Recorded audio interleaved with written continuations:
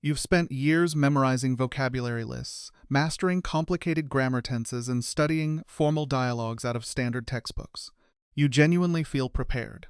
And then you open TikTok, scroll through a Twitter thread, or grab a drink with some younger native speakers, and suddenly, it feels like they're speaking an entirely different language altogether.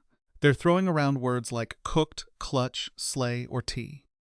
You search your memory for a match, but none of these words line up with anything you learned back in school. A wave of panic and alienation hits you almost instantly.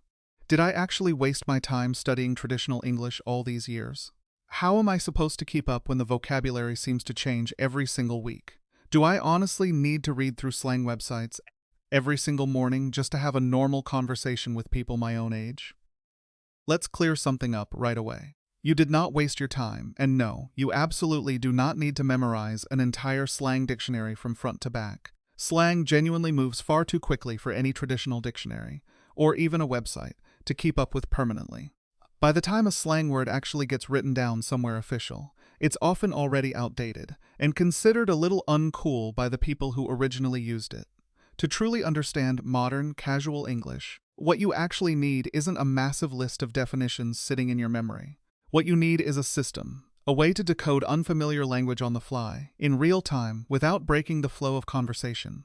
Today, we're going to break down what we can call the context guessing strategy. Explore exactly where modern slang tends to come from, so you can start predicting its meaning ahead of time, and finish with some safe, low-pressure ways to actually test out new slang in real conversations, without the fear of embarrassing yourself.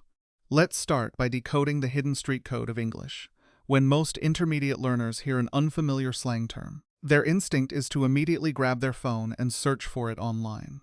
But doing that pulls you completely out of the active flow of the conversation, and by the time you look up, you've missed everything else being said. Instead, try treating slang like a small, dynamic riddle. You can actually decode roughly 90% of modern slang using a simple 3-step strategy, without ever opening a browser tab. The first step is isolating the emotional polarity. Slang is rarely used to convey dry, neutral, purely factual information. It's almost always carrying some kind of intense emotion, attitude, or social flavor along with it. So your very first goal, when you hear an unfamiliar word, isn't figuring out its exact dictionary definition. It's simply figuring out, is this word positive or is it negative? Listen closely to the speaker's tone of voice as they say it. Are they smiling, laughing, sounding genuinely excited, or are they sighing, rolling their eyes, sounding a bit stressed or annoyed? If someone says that concert was absolute fire, their expression and energy alone will tell you almost instantly that fire, in this context, means something incredibly good. The second step is tracking the grammatical role the word is playing in the sentence. Look at exactly where this unfamiliar word sits within the sentence structure. Is it functioning as a noun, a verb, or an adjective? If someone says, "He totally ghosted me," the word ghosted is sitting right where you'd expect the main verb to go. You already know that a ghost tends to disappear. So you can quickly connect the dots and guess that this action probably means someone suddenly disappeared from a relationship, or simply stopped replying to messages altogether. The third step is looking for the original root word hiding underneath the slang. Most slang isn't built from entirely new, invented sounds pulled out of thin air. It usually takes an existing, ordinary English word and bends its meaning in a metaphorical direction. Take the modern slang term cooked, for example. If food gets left cooking for far too long, it becomes ruined, done for, completely destroyed. So when a coworker walks out of a disastrous presentation and quietly mutters, "Man, I am cooked," your brain can easily connect the dots. They mean they're in serious trouble, or completely exhausted, or both. By paying attention to emotional polarity, grammatical role, and the underlying root word, you can guess the meaning of almost any slang term instantly, and keep the conversation flowing naturally, without ever needing to stop and look something up. To get genuinely fast at guessing slang, it also helps enormously to understand where these words are actually being born in the first place. Modern slang doesn't simply appear out of thin air, it flows out of very specific cultural hubs, over and over again. If you understand the culture behind it, you understand the language itself far more easily. Right now, almost all global English slang tends to flow from 3 main sources. The first source is digital communities and gaming culture.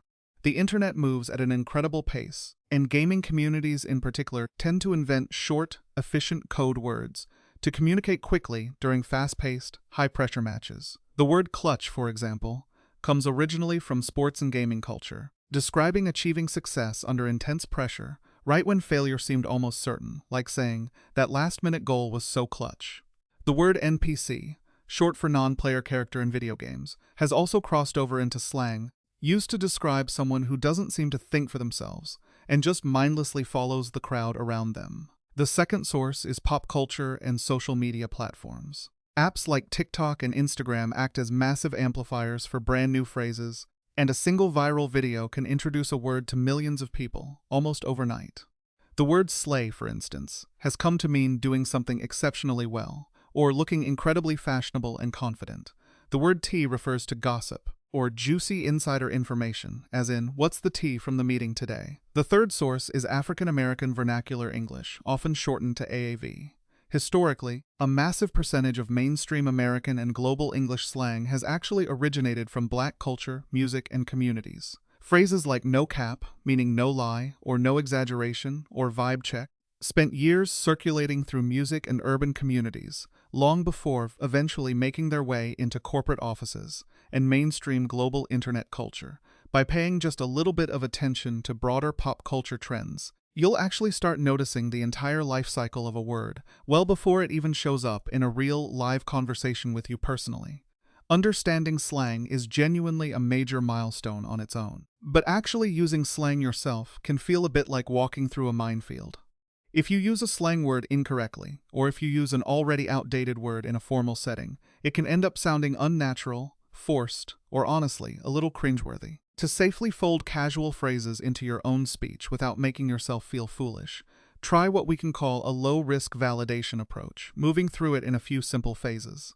The first phase is the echo strategy, genuinely the safest route available to you. The golden rule here is simple. Never be the first person to introduce a brand new slang word into a specific social circle. Instead, wait for a native speaker to use it first. Once your boss, your friend, or a colleague says a word like chill, you've essentially received quiet permission to echo that exact word back to them later on in the conversation. You know it fits that particular environment, because they were the ones who set that boundary first, not you. The second phase is what we can call the soft launch technique. If you want to try out a slang word you picked up online, but you're not entirely confident about how it fits into everyday conversation, don't say it with total, unwavering certainty. Instead, frame it with a bit of humor or gentle self-awareness. Instead of confidently declaring that project is totally mid, you might say it with a slight smile instead. Something like, as the internet would say, "That movie was a bit mid, right?" By placing what feels like invisible quotation marks around the word through your tone of voice, you signal to the listener that you know it's a casual, slightly playful term.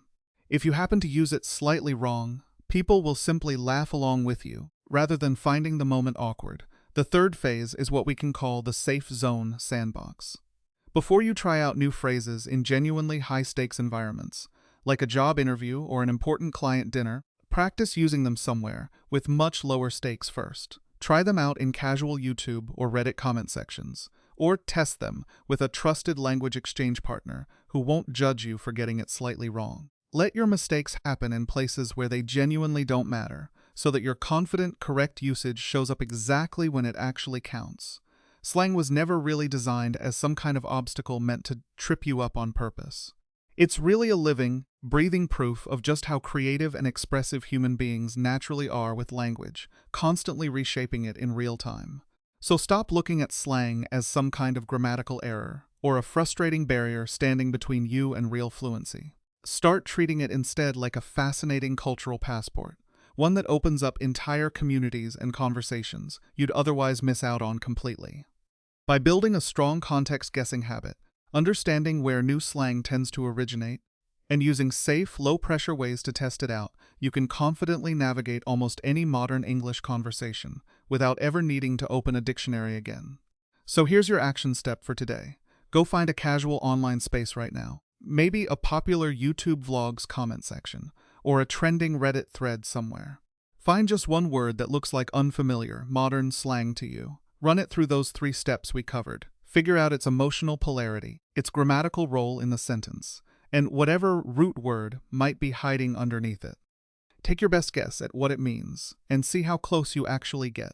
Thank you for watching, and I'll see you in the next one.